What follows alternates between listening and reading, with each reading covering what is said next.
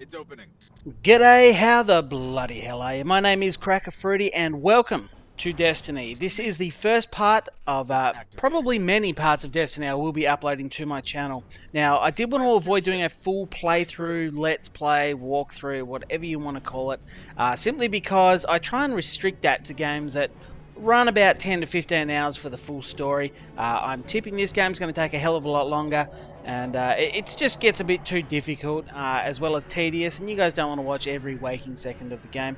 So I'm going to be putting up many parts of Destiny, I'm sure, and it will run in sequential order, so you will see me progress, but just not every single step of the way. Now, if you would like to see the start of the game, I have actually already uploaded it, a bit of a summary of the first 30 or 40 minutes of the game. When the beta first came out, I downloaded it on my PlayStation 3 just to check out what the graphics are going to be like, because I knew I'd be purchasing it on the PS4, and that is of course what you are watching right now, PlayStation 4 footage. But if you do want to see the start, check out my channel, and hopefully I remember to put an annotation on the screen now, so you can just go and click that and watch the summary. Right, now since I am going through all the introductory stuff, there's a few things I want to touch on, cap off now, get out of the way early. First of all, you will notice I am not a very good shot. Now, maybe my choice of weapon here being the pistol, the revolver, may not be necessarily the right choice to make, but yeah, it's got a lot of grunt. I think the gun is good, and just because my abilities are not up to the accuracy this thing requires, doesn't mean that it's not the right choice. I just have to work harder.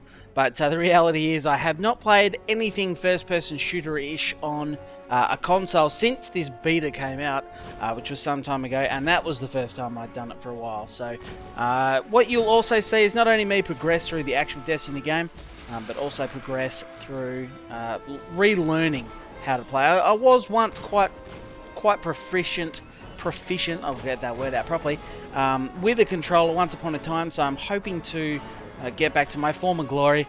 But yeah, if you're wondering why I'm such a terrible shot half the time, I seem to nail some good shots, but yeah, that is the reason why.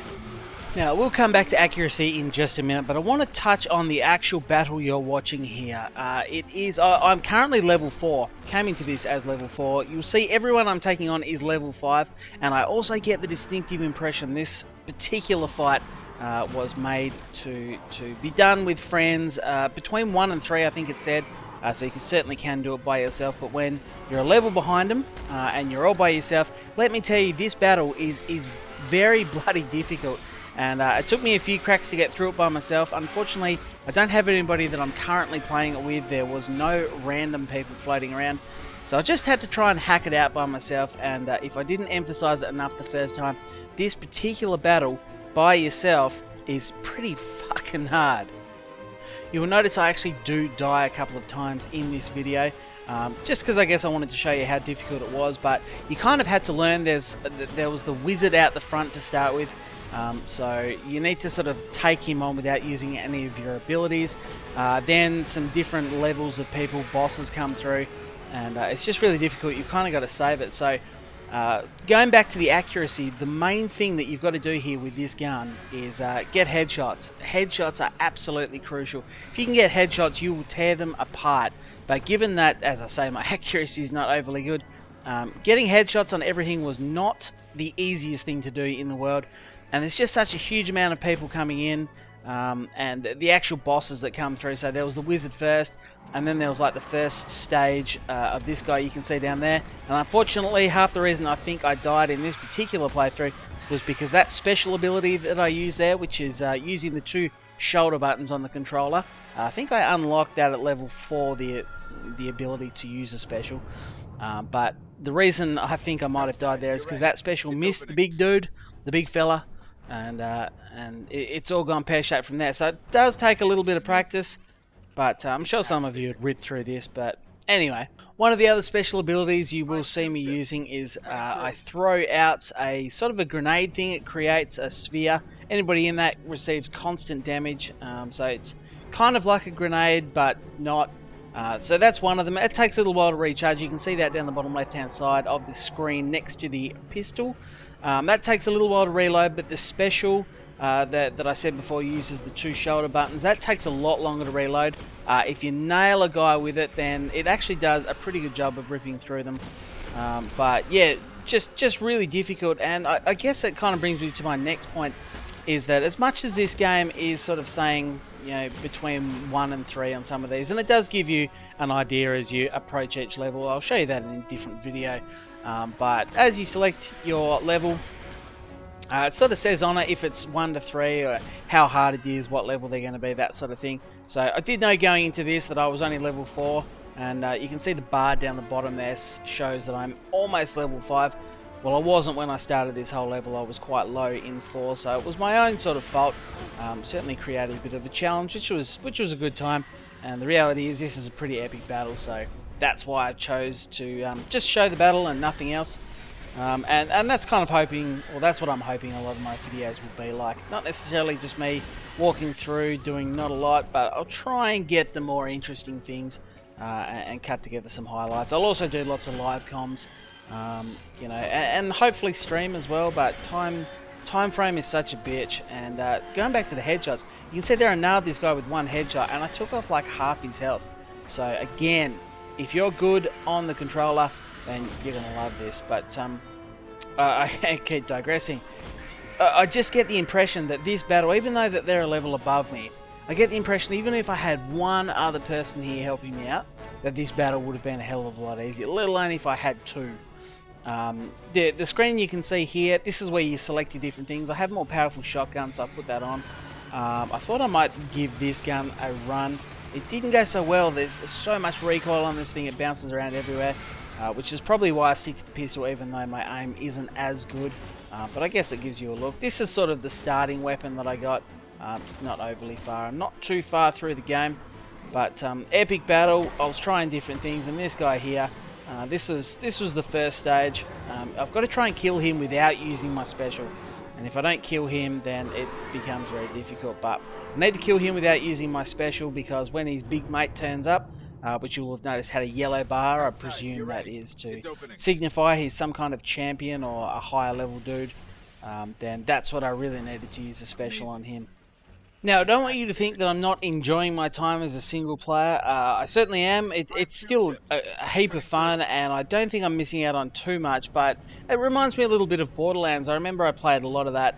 Borderlands 2 this is. I was never really into 1, but I played a lot of Borderlands 2, and I started off single player or just going through solo, which was all fine, but then when I actually started to play with a few mates on a regular basis, I almost couldn't go back and play by myself. So this...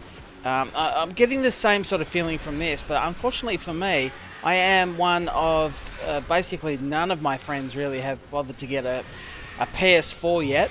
Maybe because, well, actually 2 of them have just bought some fairly decent gaming PCs or laptops, so that's sort of where their money has gone. Which means, unfortunately, I'm going to be doing a lot of this solo. I'm going to hope to try and team up with a few people. I know I've had some interest from a couple of people that would love to join in. So hopefully I'll get a few dual comms, but I'm going to be taking a lot of this on by myself.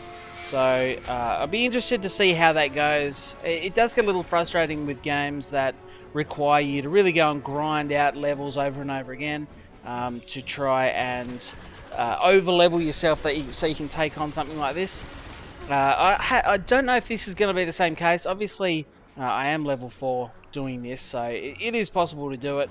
But yeah, it's going to be interesting to see how that progresses, and just to see how I go as a single player, going through solo. And also how important it becomes to meet up. In the main town, which again I'll show you in a different video, you see a lot of random people floating around there, so I haven't really bothered trying to interact with them. I didn't see if anybody could come and help me with this battle. I just rocked over and did it myself. So I'm not sure if it's going to be one of those things, but I guess it's strange. At the moment, it kind of feels like a cross between Borderlands, for example, and an MMO. It's kind of that. It's got that feel to it. There are all these other online players floating around, and you may end up requiring them to come and help you. So that could be a good thing. It could promote that sort of socialization to get people together, get teams together, get groups together, which for me feels very MMO. That's what they're sort of all about. Quite often you won't beat a boss fight or something without help, so that might end up being the same thing here. In actual fact, I have never even bothered to look into how many people can can turn up to one of these battles. I don't know if there's a cap on 3 or 4 at once, or if an endless stream of people. It's something I'll find out in videos to come, but I will go through all of that as well. Now, if you've stuck the video out this long, I do thank you. I'm probably going to be doing a lot more live comms coming up because, well, to be quite honest, this is like a 13.5-minute video, and it's pretty hard to talk for 13.5 minutes. You can kind of get away with it on your first one because I'm just giving you a brief overview and yeah, an introduction into everything to tell you how I'm going and what I think of it. In terms of the actual gameplay, everything seems solid. I haven't come across any bugs or glitches so far. Graphically, I think the game is quite good. I mean, yeah, it's not mind-blowingly good, but I get the impression that due to the fact it's such a big game, you're never really going to get movie-style graphics. The cutscenes are certainly very nice. The intro is certainly very nice. Whether or not these graphics are a hell of a lot better, you can see I finally leveled up to level 5. And not that I think it gave me a lot of advantage, but at least I'm on par with them now. It's a mental win, if nothing else, and I'm going along okay. But yeah, graphically, you really can tell the difference between the PS3 beta and this. I just think it's a hell of a lot clearer. And with things like this, I think that clarity, certainly over distance, does help out. So, I don't know. I don't want to get bogged down on graphics. I understand a lot of people aren't able to get PS4s. And from what I experienced on the beta, it did play out fine on the PlayStation 3.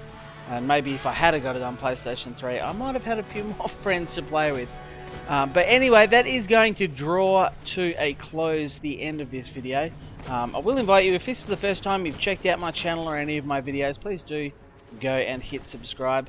I'm not going to lie to you, I was pretty chuffed when I finally got that. I think this video shows me failing 3 times. That is only the last 3 times. I did have about 5 or 6 cracks at this to get it right. So if you're this is only on normal, by the way, so if you're wondering if it's going to be a challenging game, then so far I would suggest that yes, it is. Now, I think ironically, I get this guy with headshots in the end. I saved my super up right to the end, and I got a feeling I miss him here. It's kind of hard to aim. You go third person. I took some damage off him, but yeah, again, I think I did most of the damage with headshots. Anyway, hopefully you have enjoyed the video. I have certainly enjoyed the game so far. I'm not too far into it, but I look forward to getting another video up. Hopefully, I'll have your company back on the couch. If you have any questions for me about it, please leave them in the comments section below. And thanks for watching, everybody. I will talk to you next time.